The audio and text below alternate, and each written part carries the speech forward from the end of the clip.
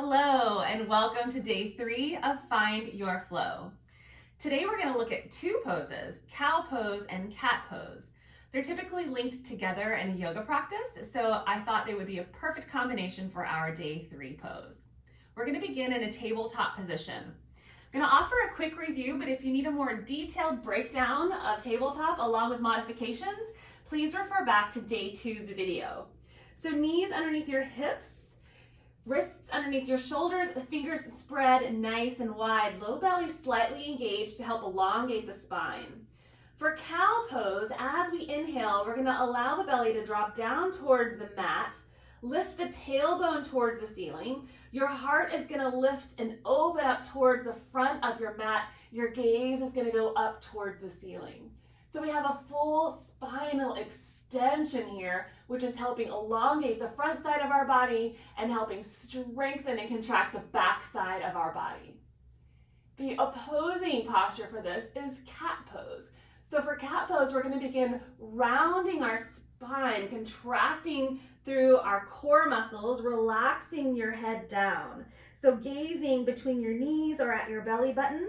So we have full spinal flexion here. Imagine the middle part of your back reaching up towards the ceiling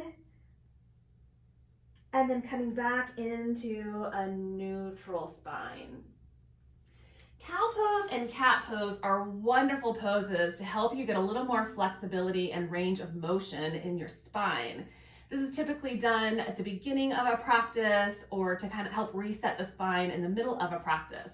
It's one of my favorite ways to warm up for a belly dance class as well. Some variations for cow and cat.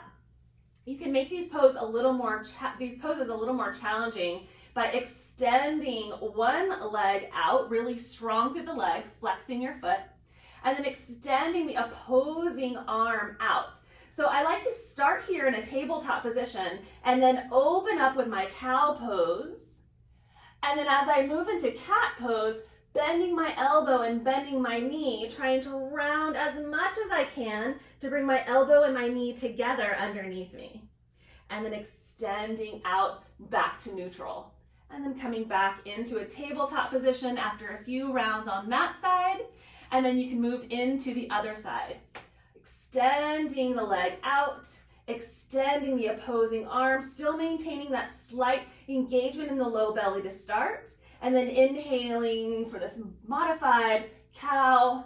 And then as you exhale, rounding your spine, adding in a little extra balance challenge here for cat. And then extending out for this neutral spine, coming back into your tabletop position. There are some other variations of cow and cat to make it a little more challenging. However, these are the most used ones in a yoga practice. I do want to offer a modification, a couple of modifications actually. After you've been in tabletop position for a while, your wrists may begin to feel a little discomfort. And if it's not really easy for you to grab a blanket to create the little shelf that we did in day 2, you can just make fists with your hands and let your fists support you instead of the palms of your hands. The other modification, if being on your hands and knees is just a little bit too much for you that day, come into a comfortable seated position, either your legs crossed, your legs out in front, or seated on your shins. And then do a seated version where you're inhaling, you're taking your chest forward, you're gazing up. Exhaling, rounding your spine and gazing down. All of these versions of cow and cat have different qualities depending on how you are feeling that day. So I hope to inspire you to practice all of them, see what works best for you and your individual practice, and have some fun. Thank you so much. I'll see you in day 4. Namaste.